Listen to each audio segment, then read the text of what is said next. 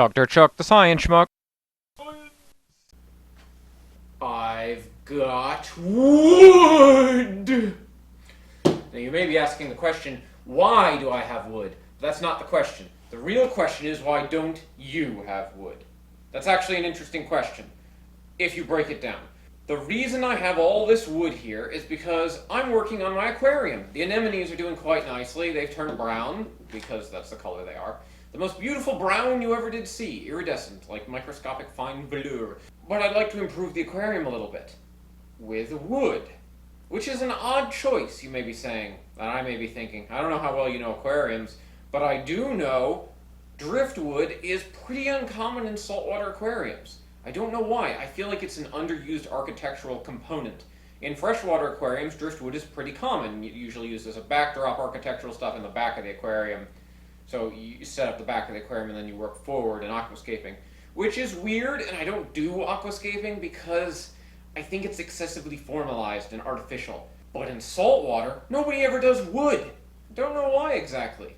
And probably because wood isn't usually commonly found in reefs. But is wood found in the ocean? Yes, from ocean trees. They grow underground. My fingers are very wrinkly. That's very peculiar. Anyway, driftwood is wood that falls into the ocean, floats around, and comes up. Now, if you go to the pet store, you can find driftwood for your aquarium. It's various forms, but the thing is, it's not really driftwood. Driftwood is wood that has drifted. Droft? It has traveled a distance over and through water and collected on the shore. It's pretty, but nobody actually uses that stuff in an aquarium. For the simple reason of wood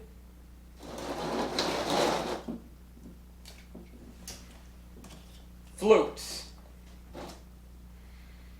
When you get driftwood that's actually on the shore, it's probably been on the shore for a matter of a few days to a few months. It dries out in the sun, and it floats. You say, well, why does wood float? In a scientific sense, the reason is because wood is porous, and we'll get to that later. But you go to the pet store, right? You're looking for some wood, and you find some wood, and you pick it up, and you're like, that's some really heavy wood. That's because it's special wood. It's very expensive wood grown from trees in Africa that when they dig up a tree, it's like, oh, this piece of wood looks nice. Let's sell it. It may... I probably shouldn't have eaten so much wood. It's coming back up to try to get me. Regardless, the wood you get at the pet store is sterilized, clean wood from trees that generate wood that looks interesting. So you ask yourself, but you absolutely unclean schmuck, you have pet store wood right in front of you. No, I don't. This is wood that I found next to the highway, because I spend a lot of time next to the highway. This is ordinary New York wood. These are just sticks that I found that are old and rotten and have lost most of their bark.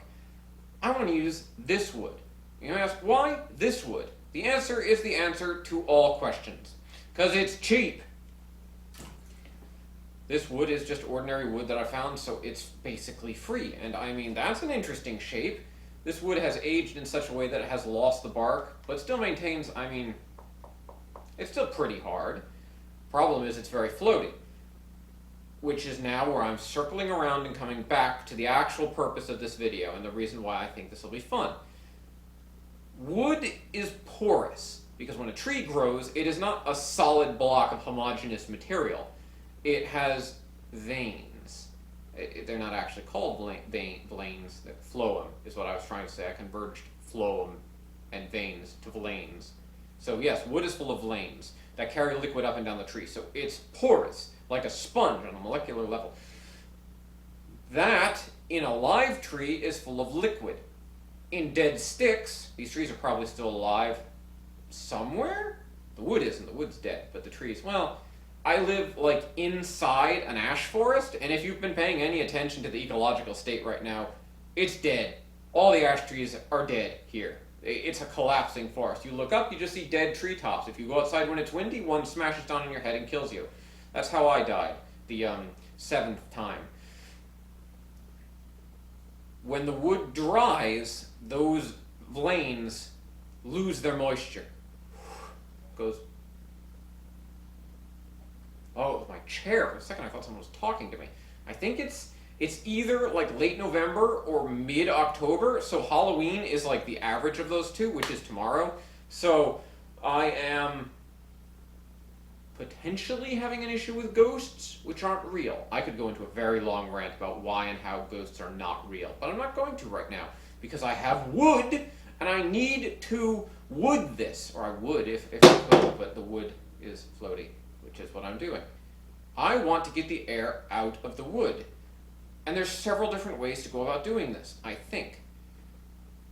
The first is to use my good old pressure cooker, which only has, actually, much of the corrosion from boiling corrosives in it has healed. It's still not got its full, my head's too big. Well, it's still not got its integrity. Don't boil corrosives in aluminum. It goes right through it. So this thing always has a risk of exploding, but it's not high. So I'm still willing to test it out. What I'm going to do is insert my wood into the pressure cooker. I don't know if I've used the pressure cooker before, but the pressure cooker is a vessel where when you close it, it's sealed, except for that little hole. So that when you boil it, it builds up pressure with the risk of exploding.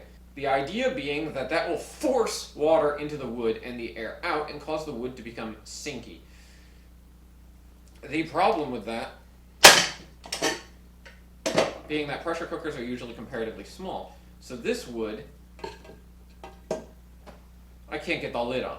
So I need something that doesn't have a lid. So this thing that I have to make the coffee, which still has a hole in the bottom, but the coffee doesn't come out at a high rate, so I've still been drinking it. Yes, I use the same pot for science as I use for my coffee. It makes the coffee extra... Oh, I just got wet with some sort of liquid. Makes the coffee extra spicy. So that's going in there.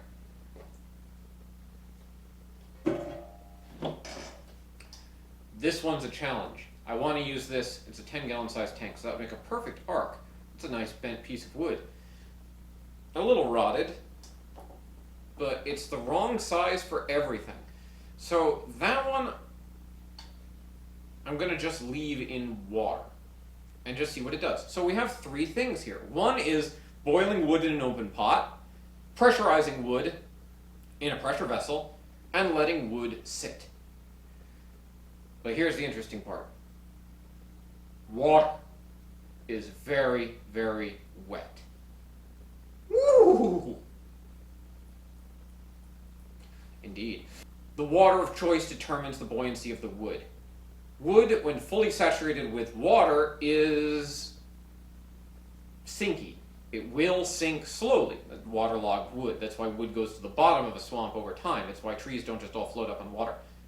But your water determines what your wood turns into. So fresh water will make freshwater driftwood, which has the weight of wood plus fresh water. Salt water will make the driftwood saltwatery and make it counterbuoyant in salt water. So if you put freshwater driftwood in salt water, it will sink faster than dry driftwood because it's already waterlogged, but it will float at first because it's not full of salt water.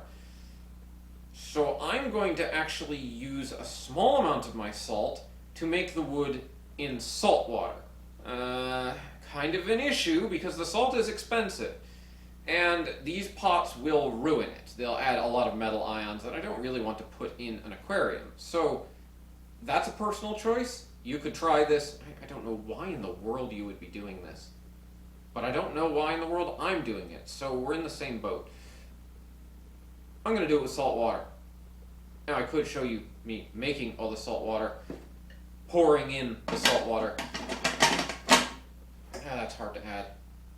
But I'm just going to add it, cook it, and then we can get to the part where I'm actually opening up and testing whether or not they're buoyant. Because you can imagine me pouring water into a pot, I think. I think you have the imagination for it, because I sure don't. What? Oh. It's been like 12 hours. It's the morning. And I have that circadian inversion where in the mornings I'm super tired. And at nights I'm super active, so I'm waiting for the coffee to kick in. So we'll see how that goes. Okay, so I've had the wood out for 12 hours. I have put the pressure cooked wood in this overnight. I didn't leave it in the pressure cooker for the simple reason that seawater is alkaline, pH of around 8. that's slightly corrosive to aluminum. Not to the degree that I'm worried about the pot it was in, but to the degree that I'm worried that the wood might leach aluminum, which could be bad for my sea anemones. I also have this wood, which I weighed down with a rock I found. Not outside, weirdly enough, it was a rock inside, so if the foundation collapses on me, you know what happened. Now let's see if it floats or not. Let's check this wood first. Ooh, it's cold. I wonder if this... It's not very salty. I didn't make this water salty enough. Well, the rock still sinks, so that's good. If that floated, we'd have an issue. This wood is still floating. This is a little stick I found. This one, yeah, it's also floating. So, I can tell that it's not as floaty, but it's still floating. So the wood in just default water doesn't really absorb moisture quickly. However, ooh, it's still warm. This is a piece of wood that has been boiled. Let me take that wood out. The boiled wood, even though not all of it was in the water, sinks. Let me get the rock out. I don't know if you can see that. Boiled wood sinks. This is another piece that was boiled. Ah, you can see that wood's floating because it's got a knob on the end, and the knob is affecting it slightly. So that one still needs more time to percolate. And then there's this. This was in the pressure cooker, sitting in this salt water. That's salty. Yeah, that wood sinks like crazy. It's like a log. And I'm gonna leave those in there so that they don't dry out. If the wood dries out, it will lose its ability, to wood.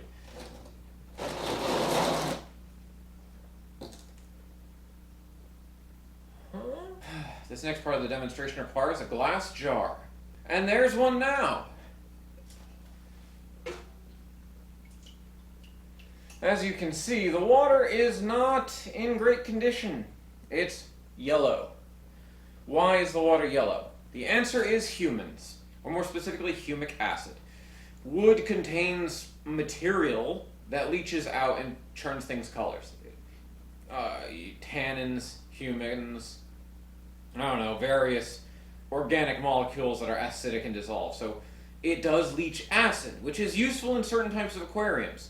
If, for example, you have acid-loving fish, I believe West African river fish, like the elephant nose, really like the water to be pretty much brown, like this color, which you accomplish by adding lots and lots of wood and even some peat moss, some people used to do back in the day. It's supposed to have that really acidic, tannin, humic acid, riverine situation. You don't really want that in salt water, which is why I used salt water to try to percolate that out and get the wood not quite as acidic. So the wood is a little acidic, which is probably would be an issue in a reef environment where you really want that pH stable, high, and your carbonate's up like crazy. In that case, I would let this wood, I'd change the water and let the wood percolate again for like a week, maybe even boil it again. I'm probably going to reboil this one end at a time to give it a better sinking ability, but then I'd put it in the aquarium. But I'm not building a reef aquarium. I'm just going to put the wood in as is.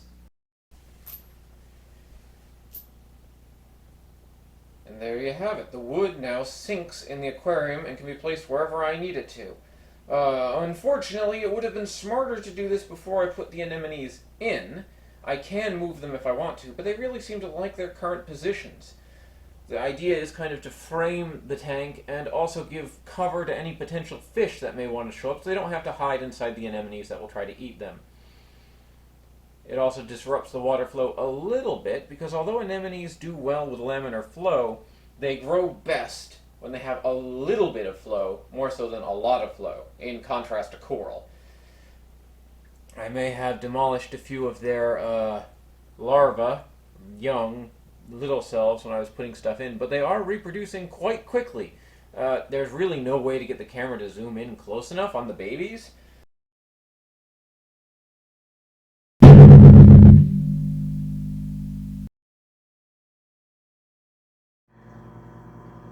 There's one on the wood now. You can see that's a very young, small Liptasia that's currently colonizing this environment.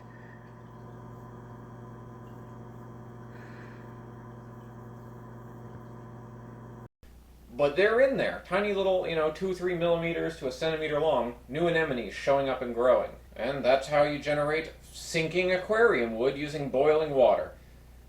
Or water percolation with non-boiling water, but that takes a lot longer.